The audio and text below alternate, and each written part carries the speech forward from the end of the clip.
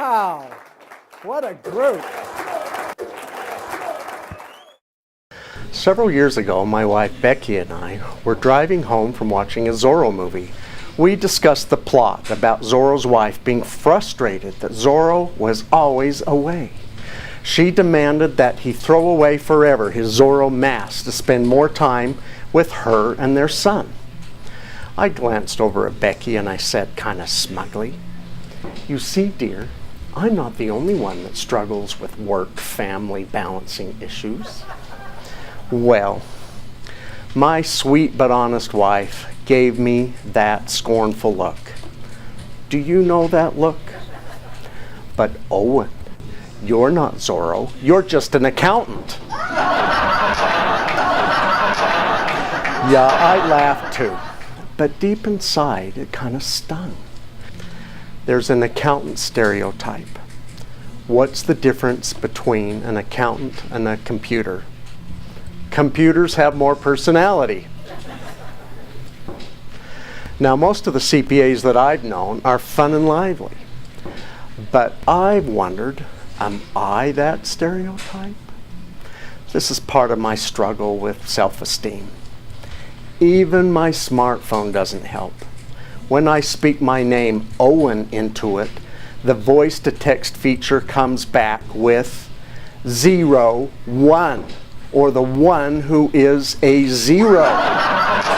But things have improved over the years. One winter day, I hiked up a mountain near our home in the Salt Lake Valley. When I arrived at my destination, I turned around to view the city below. It had disappeared. We were having one of our occasional lousy temperature inversions. The valley was a bowl full of suds. I thought of how when I was down in it, I didn't realize how unhealthy and polluted the air was. But now that I was above it in the sunshine and the clear mountain air, I could see it for what it was. I view this as a metaphor of my life. When I was 18, I awoke one day in a locked-down hospital psychiatric ward. My brain was in a stupor, a fog. A few days later, after I came out of it, my doctor told me that I had a temporary chemical imbalance. He prescribed rest at home and medication. My dad instructed me not to tell anyone, and when guests came to our home, he sent me to another room so that they wouldn't ask questions. I was so confused. It felt like I wasn't to ask questions about my shameful situation. At the end of 3 months, I was declared fixed. My doctor and my parents sent me back to college. Life went on and I married, we started a family, and I began my career. Years later, I learned that I had experienced a major depressive episode with catatonic features. When I was 40, Becky sat me down one day and said, "Owen, you are a workaholic. And when you are home, you're aloof from me and the kids. Get counseling." Frankly, I didn't see a need, but I loved my wife and children, and I knew that the stakes were high. I started psychotherapy. It was an amazingly positive experience for me of self-discovery. I learned that I lived with chronic clinical depression and generalized anxiety. My therapist helped me to feel emotions, to stop the constant negative self-talk, and to understand difficult family experiences after my mother died when I was 10. I began taking an antidepressant. Life is much better now. Becky and my children tell me that I'm a different person, that I'm much happier, more positive, and more engaged. They say that they like me being around most of the time.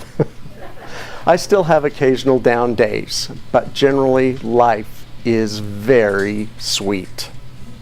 I yearn to do mental health advocacy to perhaps help others get to a similar, better place. I wrote a book, a memoir of my experiences. I decided to share my manuscript with one of my sisters. Up to that point, only my wife and therapist knew of my struggles.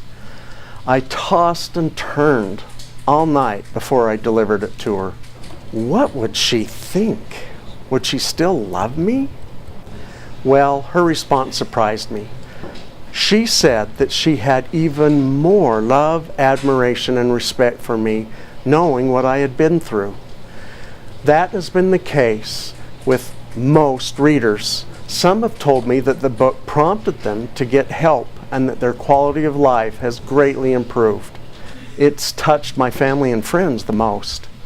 That feels very satisfying. And I'm confident that most of you have had similar experiences when you've shared your stories. A few years ago, I participated in a mental health advocacy day at the Utah State Capitol. I wore a business suit and tie to appear respectable.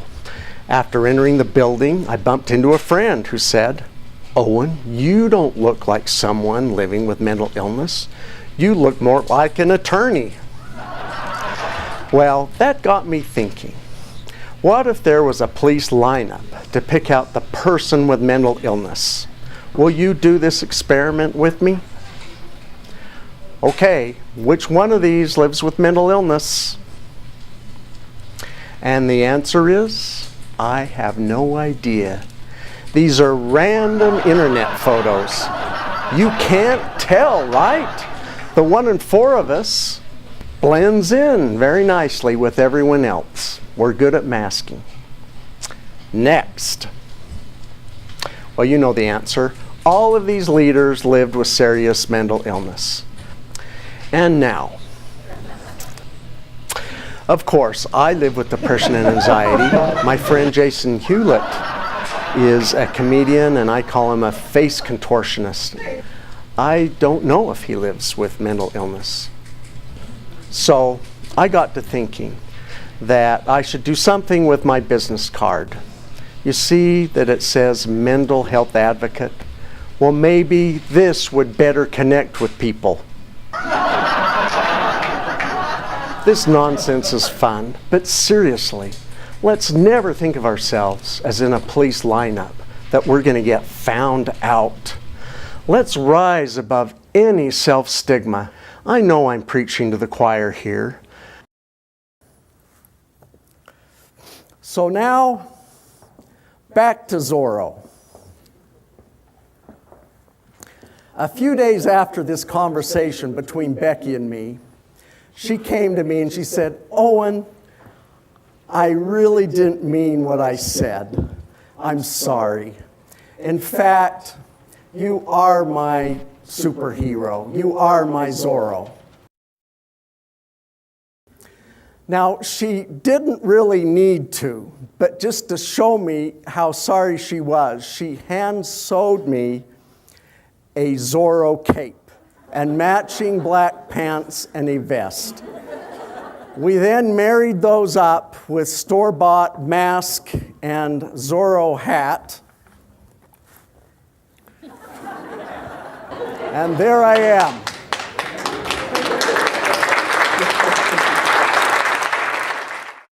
I have gone from 0 to Zorro. Each of you, too, is a Zorro in your own way. If, like me, you live with mental illness, you have acknowledged this fact and sought treatment on your way to recovery. If you have a family member or friend living with mental illness, you strive to support them and help them. If you're a mental health professional and have dedicated your career to help us, you are among my heroes. And all of you are superheroes to your family and close friends in sharing your stories to encourage others to be supportive of recovery. So today, let's dedicate ourselves to be Zorros. We can all make a difference. Thank you.